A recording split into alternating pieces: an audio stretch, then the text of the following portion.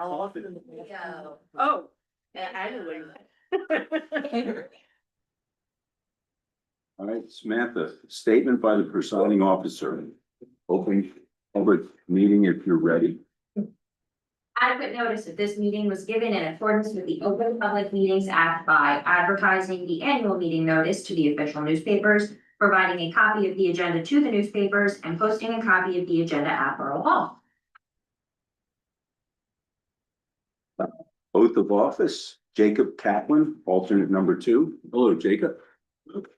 Mr. Kaplan, please stand and raise your right hand and repeat after me. I state your name. I, Jacob Kaplan, Do solemnly swear or affirm do solemnly swear or affirm that I will support the Constitution of the United States that I will support the Constitution of the United States and the Constitution of the State of New Jersey, and the Constitution of the State of New Jersey, that I will bear true faith that I will bear true faith and allegiance to the same and allegiance to the same, and to the governments established and to the governments established in the United States and in this state in the United States and in this state, under the authority of the people, under the authority of the people, and that I will faithfully, and that I will faithfully, impartially, and justly impartially, and justly perform all the duties perform all the duties of the alternate 2 member of the alternate 2 member of the Frenchtown Planning Board of the Frenchtown Planning Board, according to the best of my ability. according to the best of my ability. So help me God. So help me God.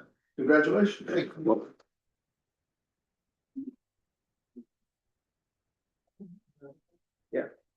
Jacob, you want to come?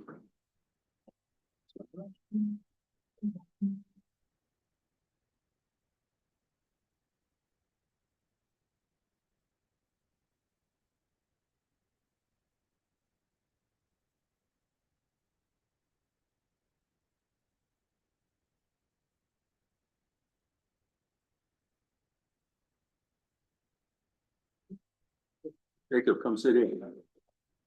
Come get your first packet. Expertly prepared.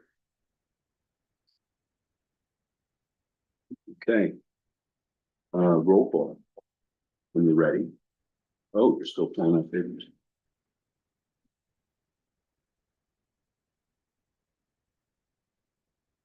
Thank you.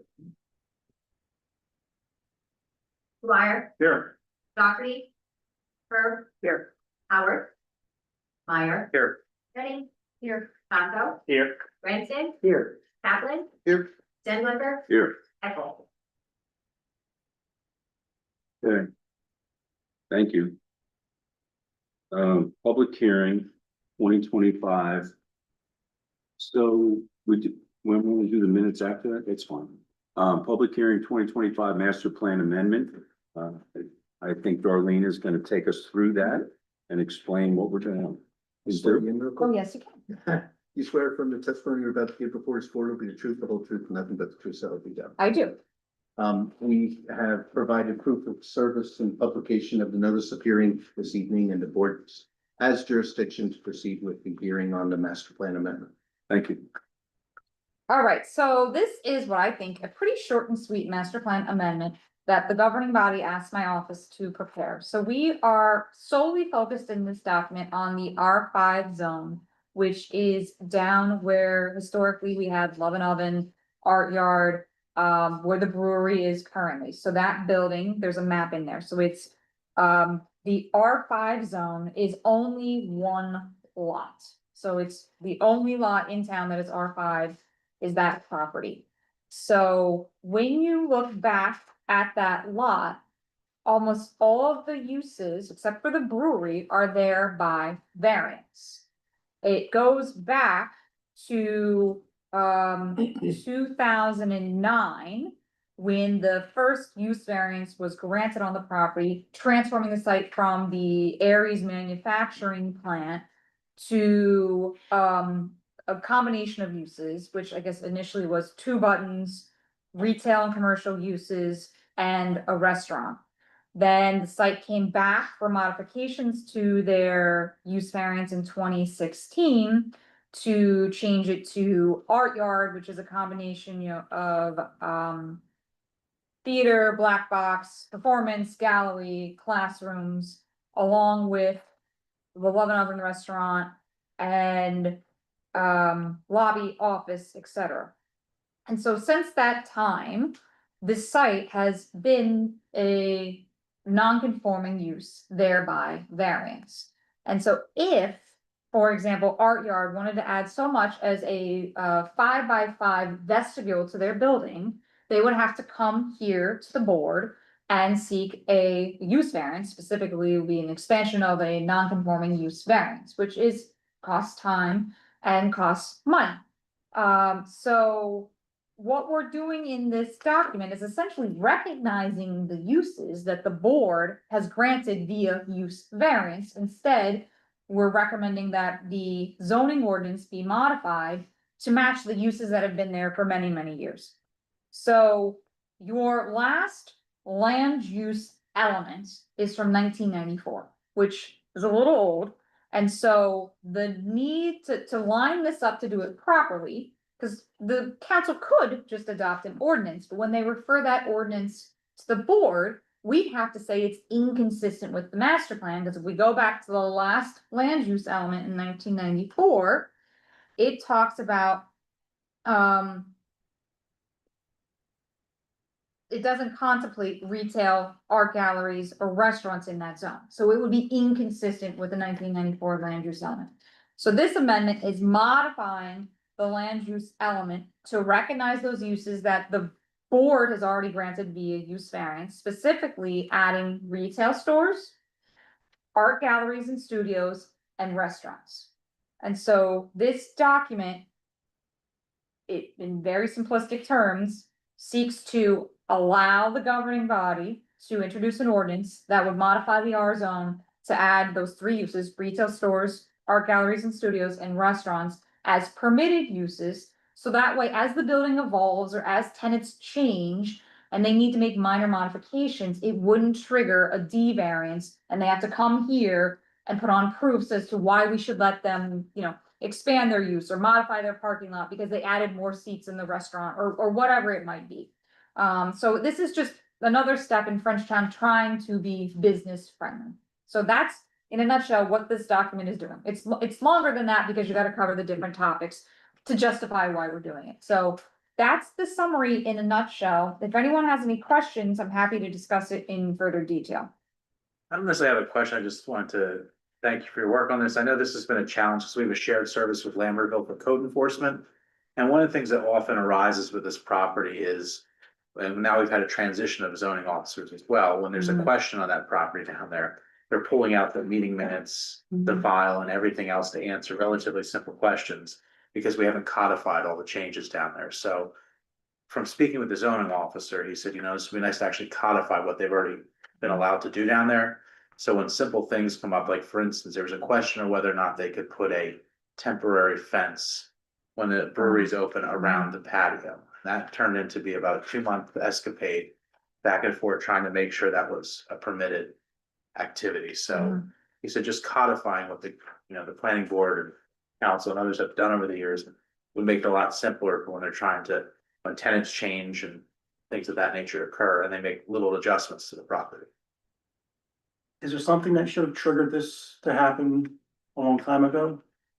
Or did that And just to add to Chris's question, is there anything in the master plan or in any discussions or any other documents that point to the need to act on this? Because this just feels like kind of came out of the blue.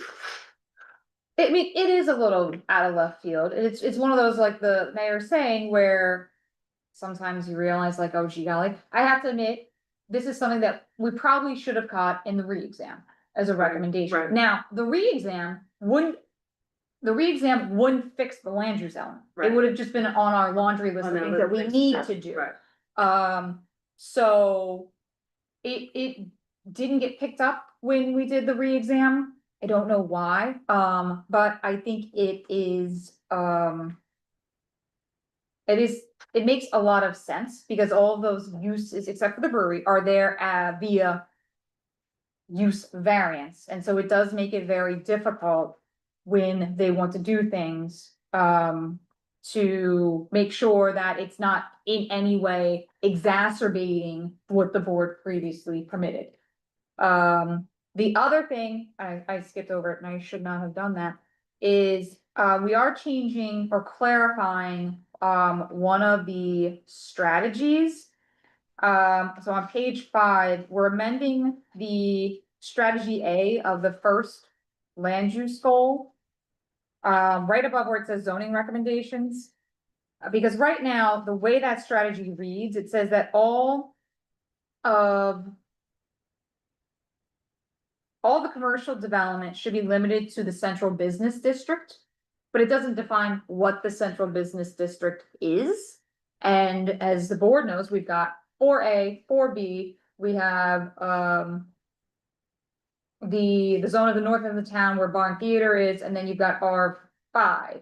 And those are all commercial zones.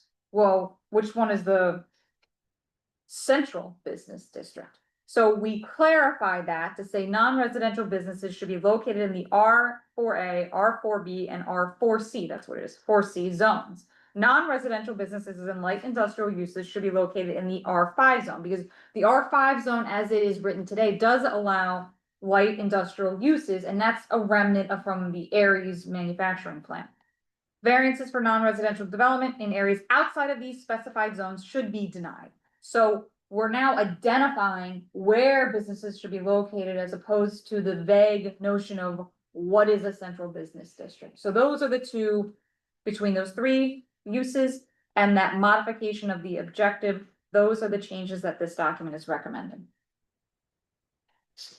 So the Aries Electronics wasn't a variance, it was within, That That predated was a my long time, time. and I don't know that we would even have a resolution if we tried to find it. Sorry, I don't have our zoning map in my head. The A, B, and C, where precisely were those? So A is what downtown, Race Street. B is around the edges of the core of the village, and Sam's going to look for zoning, I'm not gonna tell this. 4C is up at where the old Barn Theater is. Anybody wants to-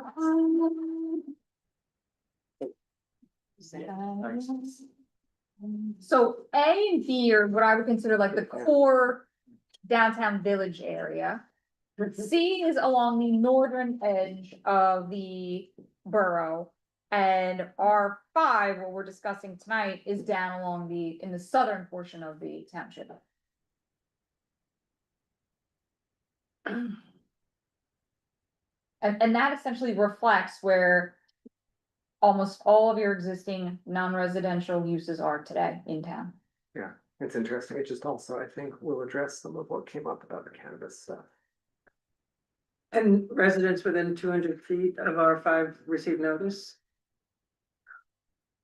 Well, so the next step would be that the governing body would have to draft an ordinance. If they draft an ordinance, they would have to give notice within. But they weren't noticed for tonight. You don't have to notice for the master plan. The notice would come when the ordinance to effectuate the recommendations occurs. But Sam, pursuant to the municipal land use law, had to give notice of this general notice in the newspaper surrounding towns, all the customary things that we have to do. But you're right, that 200-foot notice would occur when we move to the ordinance portion, unless the governing body elected to do a re-exam. Correct.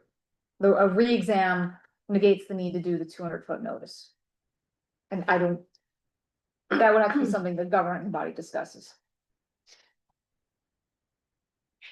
It's doubtful we'll do a full re-exam. What I understand from the council, and we're speaking with the zoning office and code enforcement, is we're just looking to codify to make this more seamless in terms of being able to effectuate what's already been reduced to writing in terms of allowable use, so that we have less hiccups every time something comes, and then we play the history game of who Right. remembers what in Frenchtown that occurred. Find the resolutions. Yeah, and that kind of becomes a challenge, especially as, different people are in different positions in the borough now.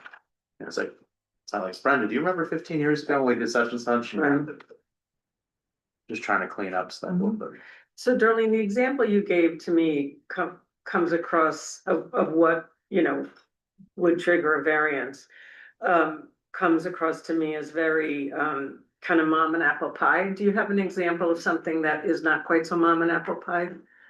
Oh, you mean if we don't effectuate this and they have to come back? So if they, Like your example was, it could be something minor, because Right. once you expand the footprint of the uses that are not permitted under the code today, that's considered a D2 expansion of a non-conforming use. But if they wanted to add another level, in any way expand the building or intensify the use. So while the building footprint may not change, but if they wanted to now host events that would bring more people than the board resolution permitted, that would be an intensification of the use, and that would trigger a D variance. but I guess I'm wondering if the council acts on this, like, and if I lived across the street, like, what's a thing that currently would require a variance, but that might sort of get my ire up? So the only three things that we're adding are three items that have existed there or still exist Right. there: the retail stores, the art gallery and the studio component, and the restaurants.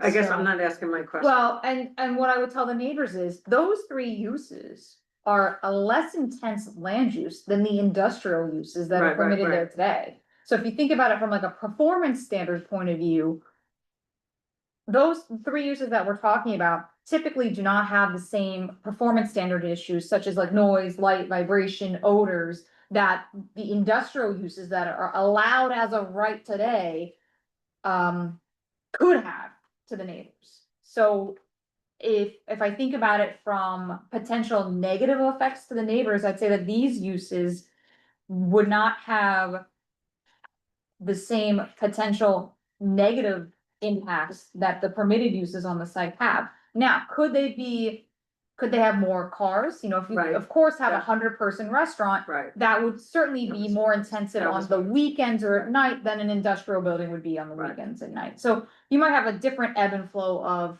traffic onto and off the site. But I think the other thing that it provides the property owners is with flexibility. If a tenant leaves, they can now re-tenant the building for, you know, these additional uses, which some of the spaces have already been configured to function as, whether it's the restaurant, the retail, or the studio use. And this is one of our largest non-residential properties in the entire borough. I had a similar question as Gene, is this is not adding an additional negative impact on the neighbors? well, That's a more question. cars That's- could that's- be, right? Well, could be, I mean, but, it could but be. there Homers. was a lot of cars there the other day. And they had to market. And don't forget, if they, let's say if the studio component went completely out, the art gallery and studio component went entirely out, the brewery stayed, and they added a restaurant. They'd still have to come here for site plan approval to make sure that the parking was sufficient. And, because restaurants, you know, have a certain calculation based on usually seats. So it would not. If they still meet the parking requirement, then the use could come in, but if it necessitates additional parking spaces, then they'd have to come here for site plan approval. How about like hours of operation? How's that work?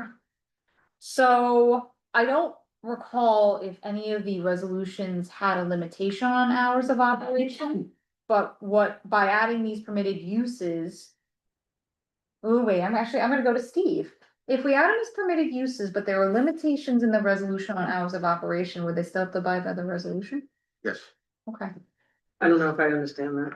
So let's say the resolution that approved the uses said you can only be open from 10 AM Right, to 5 PM. right. And then we allow the uses per our code.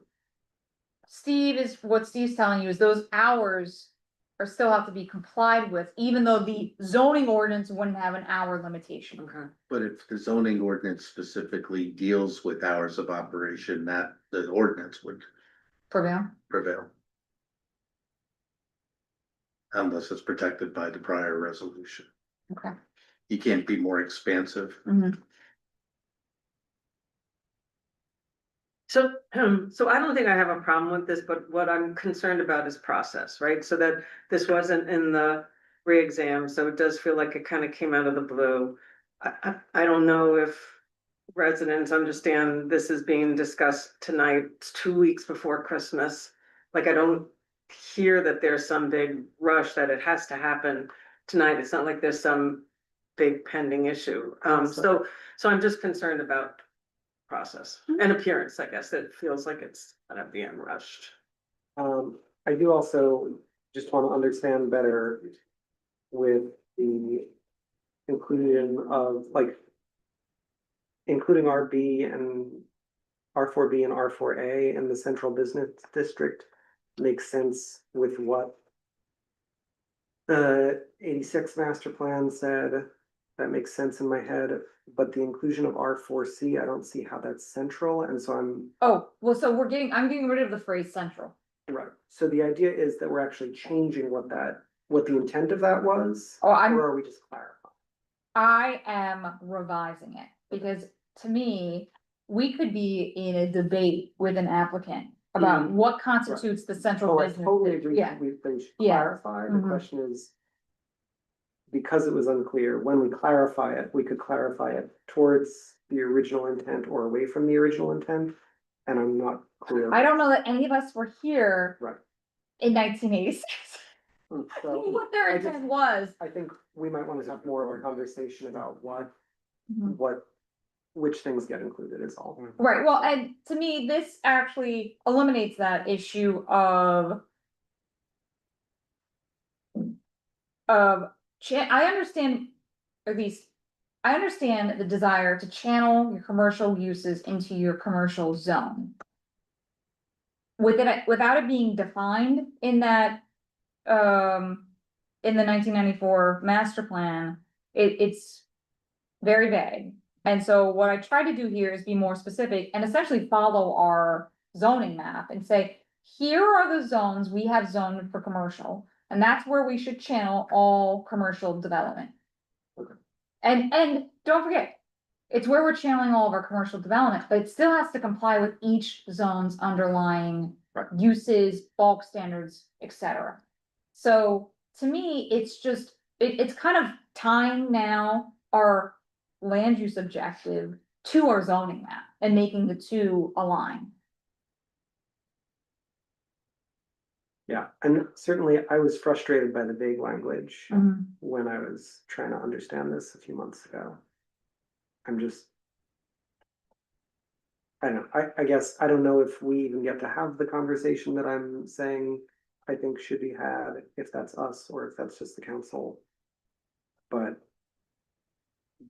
the inclusion of the C seems strange to me. This says, the original thing says several areas were consolidated into a central business district. This tight area should be maintained, and then we're changing it to something that's not consolidated and tight, something that's spread across the whole. So Right, now I'm essentially recognizing, because don't forget, I don't know what the zoning map looked like in 1994, so I don't know if these other zones existed.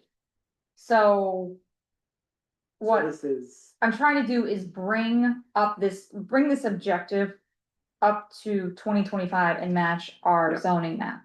If we wanted to, and don't forget, we can always amend our goals and objectives. You just have to do it via an amendment. If we wanted to add more goals and objectives to the master plan, we could do that. What I was just trying to do as I was working on this and realizing, like, wait a second, I don't know where the central business district is. And it conflicts with because obviously we wouldn't want R4C to be vacant.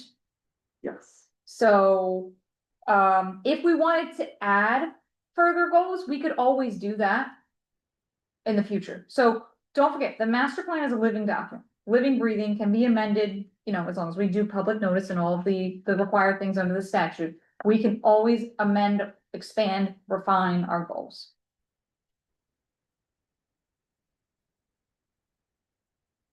Okay, yeah, and didn't mean it to sound as though I were Mhm. criticizing what you had. No, I definitely, I'd rather you ask the questions to understand, you know, where and why, what are we doing?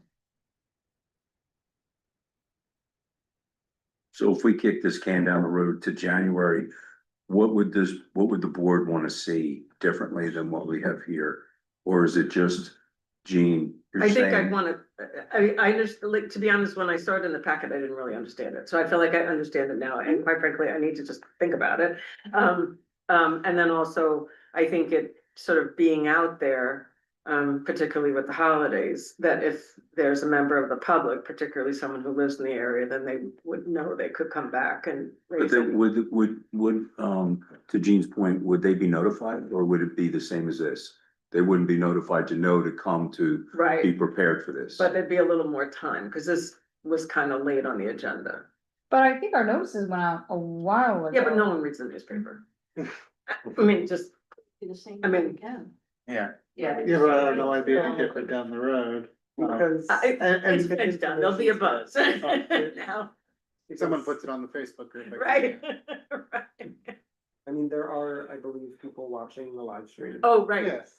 Well, but then also, as the point was made earlier, I think is that, you know, the opportunity for that public feedback really exists when the council considers an ordinance to effectuate any recommendation.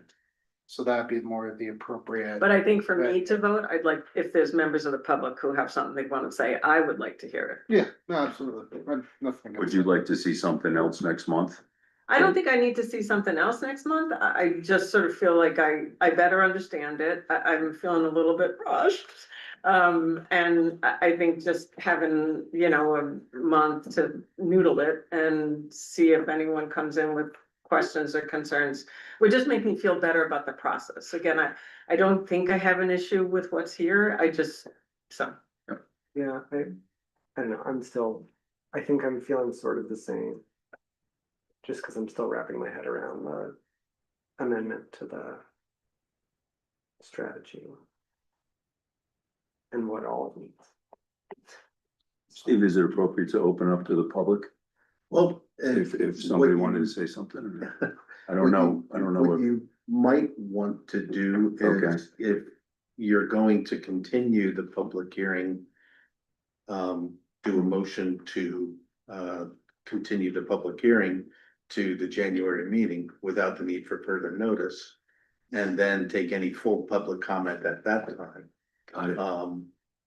Because that gives the board the further opportunity to review it and deliberate a little bit further and then open it up to the public if you wish.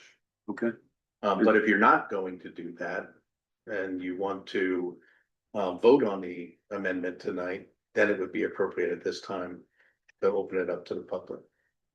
so, but I'm kind of hearing that there's not an extreme time pressure here. So, does anybody want to make a motion to continue it to next month? I'll make a motion to continue to next month. Is there a second? I'll second that. Any other comments? Anybody want to comment? I just asked that we seriously consider January, just so we can get this moving at the council, so it helps us with our shared service. Gotcha. I'll have a resolution available for January, just in case. Okay, thanks. Samantha, can we take a vote? Sure. Dwyer, Yes. Herb, Yes, Yes. Redding. Yes. Tomco, Yes. Branstad, Yes. Kaplan, Yes. and Liquor. Yes. So advise the public that the hearing on the 2025 master plan amendment will be continued to the board's January 3, 4, 28.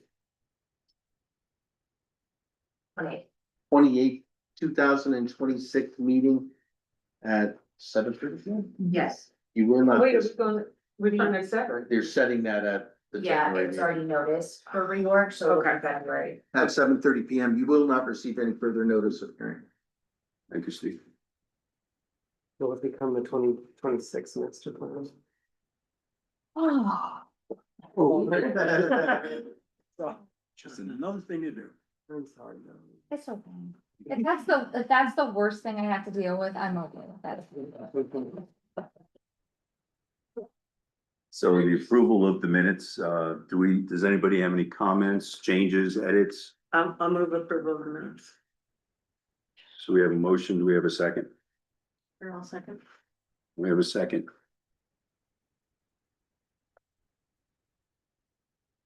Dwyer, Yes. Herb, Yes. Meyer, Yes. Redding, Yes. Tonka, Abstain. Branson, Yes. Caplan, Abstain. Tim Lister. Yes. So public comments, do we have anybody from the public that wants to make a comment about anything not on the agenda? No. Okay, thank you. So may I close the public comment section?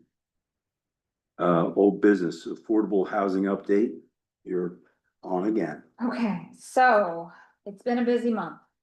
Mr. Cruz and I have appeared in front of the court a couple of times. We've had a couple of meetings with Fair Share Housing Center. There have been a plethora of emails. Who's Mr. Cruz? Oh, he's the borough attorney. Okay. And Fair Share Housing Center is the only challenger in our litigation. So we have finally reached a mediation agreement with Fair Share Housing Center. Draft of the mediation agreement has been put together and it's been sent to the governing body to approve at their next meeting, which is the 16th. 17th. The major changes from the plan that this board approved are that we have to increase the set aside at the church daycare property next door. From, right now it's 15 or 20%, depending on tenure. It's going to become a flat 20% set aside, blind to tenure.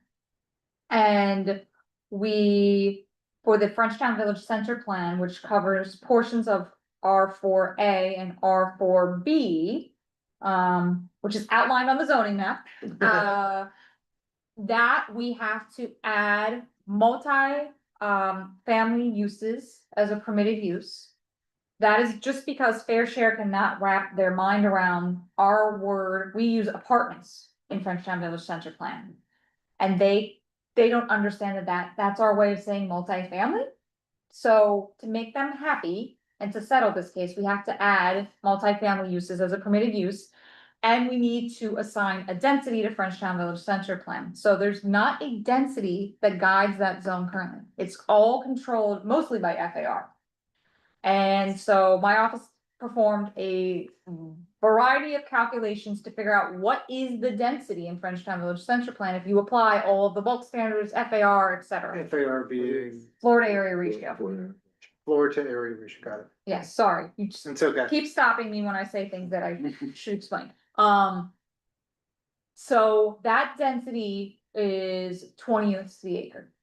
So it doesn't mean that anyone's getting any more density than they're allowed as the ordinance is drafted today. It's just that now there is a density inside of Frenchtown Village Center plan that would have to be complied with along with all the other regulations that a developer would have to comply with.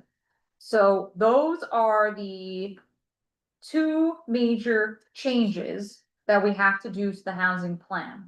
It will require the housing plan to come back to the planning board for a public hearing, which will also be on the 28th of next month. So that will be in your packet. And my plan is to track the changes to that document, so you can easily see what we're deleting and what we're adding, because as you may recall, that document is voluminous. So we have court next week, I don't remember what day, where we have to report back. Yeah, so obviously there's another public hearing, but my understanding from the last meeting Mhm. was that we're telling the judge we're in agreement with Yes. settlement. Yes, so then we'll report back at the next session that we're in agreement and we have a settlement agreement and that the governing body is going to We have to approve go it. that next Wednesday, Mhm. I believe, right? Cause you have court the following day or the end of the week. Court's the 15th. It's very hard to keep track of what day I have court for what town, Okay. because they keep adding things to my calendar, the court, I think it's the 15th. So you go to Very well. court before the meeting, okay? it might be, So the sequence is that the council affirms this mediated outcome, and then this board approves the revision to the Housing housing plan. element? Okay, Because we have to modify the housing plan, because when we adopt the effectuating ordinances, if we don't modify the housing plan, the ordinances are gonna be inconsistent. right. I just didn't And this is, understand and the I will tell you, sequence. this is happening in the large majority of my towns, where they have to go back and do certain tweaks to their housing plan. Actually, I'm there, yeah, it's Monday. The 15th. Is when we are back. Is it and okay forth. that you're going to court before the council acts on it? Yes. They're, essentially, they'll schedule you for a certain number of mediation sessions. And then they essentially, if they don't think you're moving fast enough, they'll threaten you by scheduling a session, and that's when you have to put on your case. Got it. So they'll just schedule a session if they don't think you're moving fast enough. And now I'll tell you, they're just scheduling sessions because they have to have all of these resolved by the end of the year. So it's becoming a, yes, Up against the clock, Smidge. it is. I had a session scheduled for the 29th. So they're gonna do them the whole way to the end of the year. So that does mean that we're going to have a busy January through March, because the next deadline is March 15th, and by that date, all the towns have to have in place all of the effectuating ordinances, the resolutions, spending plan, et cetera, et cetera. So you will see a little bit of a flurry of activity because of that revised housing plan. All of the zoning ordinances will have to be referred here after the governing body introduces them. There'll be a lot more work, to be honest, on the governing body's plate, because they have to deal with everything. All the resolutions, all of the effectuating documents, so. Darlene, when we first had our, long ago, Affordable Housing Committee that Paul and I was on with you and Maggie Cook. So one of the things we talked about was whether there were opportunities to, bolster, I don't know if that's the right word, the Affordable Housing Trust Fund, the Borough's Affordable Housing Trust Fund. So would that be part of this? Gotta get it done by March 15th ordinances? So it very well could be. So the Okay. development fee ordinance is one of the documents that we have to update. And in that document, that's where you set your residential fee. The non-residential fee is fixed by state statute, 2.5%. Right. The residential fee, you could elect to charge 0. Right, Conversely, you can charge a maximum of 1.5%. right, I have some towns that only charge it on new COs. I Right. have other towns that charge on any improvement. You got a Right. deck, they charge you for Right. that. but so that's the domain of the council and not this board. The development fee ordinance, I believe, is outside of the zoning ordinance, so you will not see it. See, some towns have their development fee ordinance inside of their zoning ordinance, Okay. other towns, Sam is shaking her head. It's outside, I think.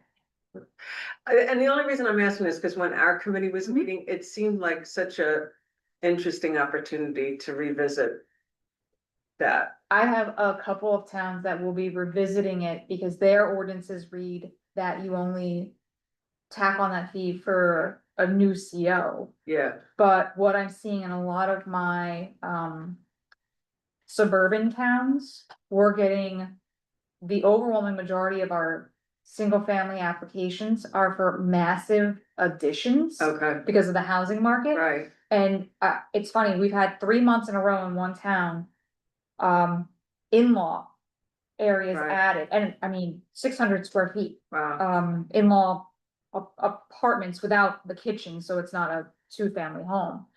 And so they're going to change their ordinance because it's not a new CO. right, They're going to change it that if you add a certain number of square feet, okay. then the fee gets triggered. Well, and I think if I recall correctly, you had also told us that we were limited, the borough was limited it to only certain types of uses where we could extend it to other, maybe non-residential uses. I'm not sure if I remember correctly.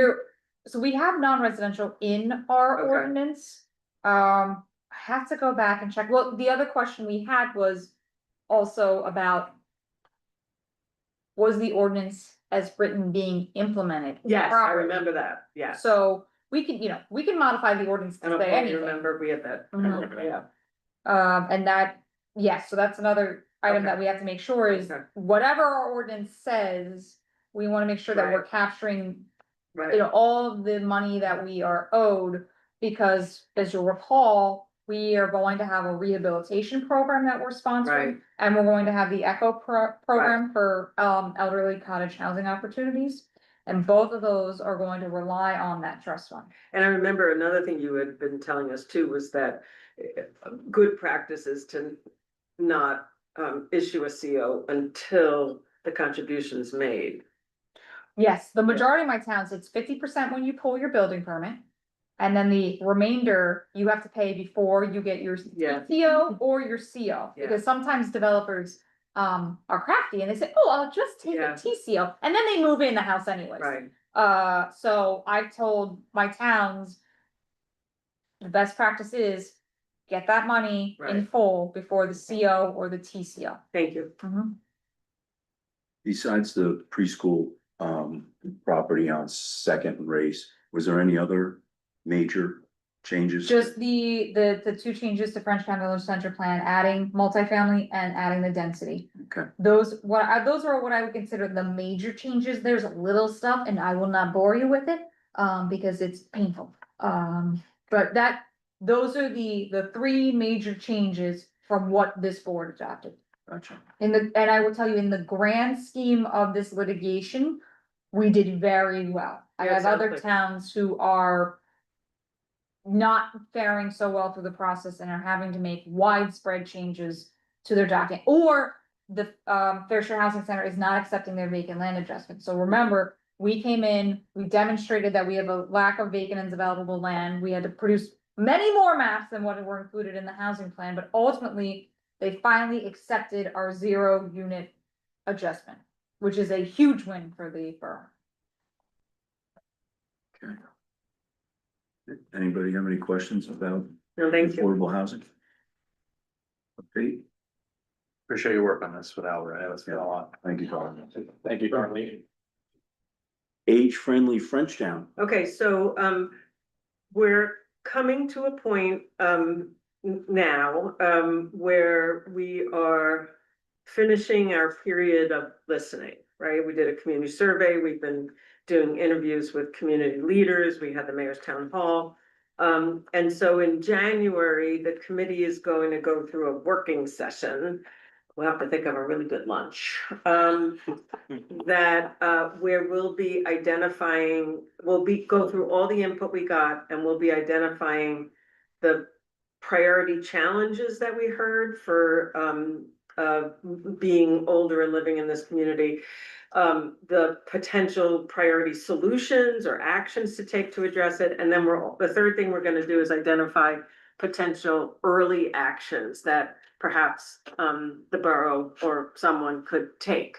Our obligation under the grant we have is in June to issue an action plan, but so for this last item about early actions, it seems like there may be some low-hanging fruit that could be started to be undertaken now, before an action plan is adopted, and that could include converting some of the funds in the grant for implementation purposes. So we'll be updating the council, because we're a committee of the council in January, and all those on that direction, and then we'll be sort of laying our path forward for priority challenges, priority actions, and then in the couple of months after that, starting to do the research on those, investigating them, and starting to begin to write an action plan.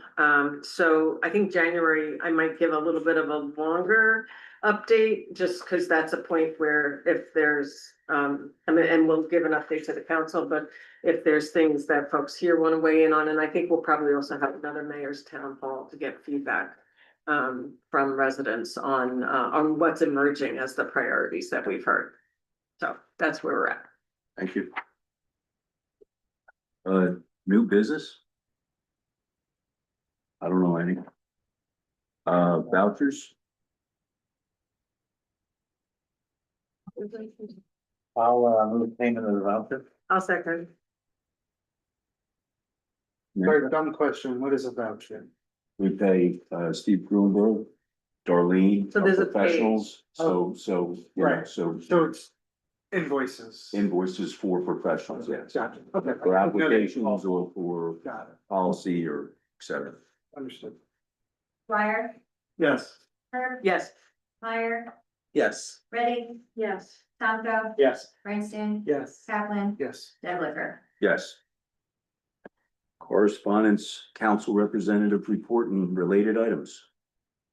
I just want to thank everyone that was involved with the Santa visit this weekend and Christmas tree lighting and holiday celebrations down along the river. Great job by FBPA and others that were involved in that. Regarding the Safe Routes to School and TAP grants, we'll start with Safe Routes to School because that's kind of holding up everything. Everyone worked very hard. In fact, our administrator went to go see one of the investors that has a property that's holding up the project, who said they're just not going to sign the form. So we're finding out what ways we're gonna have now. We're setting up a meeting with NJDOT. Our borough engineer reached out because another project, a state funded project's held up because of the Harrison Street sidewalks, because they don't want to approve the paving until you address the sidewalks and the ADA issues, which we can't address until we get homeowner buy-in. So How many we're, homeowners are still? I think it's 3 property owners now, Chris. So we're down to three, we got. We're down to 3, yeah. And did this gentleman give a reason for not wanting to sign? Let me just say, he sounded a little spiteful. But not a specific reason. He basically said, I ended up not having to go there because Sam had a phone number, she called him, but he basically said his attorney told him not to, correct? Right, is that what he said? Cause there was no monetary gain for him. Oh. And this is what we've struggled with all along, even though you're gonna get Golden enhanced Gate sidewalks. Domain.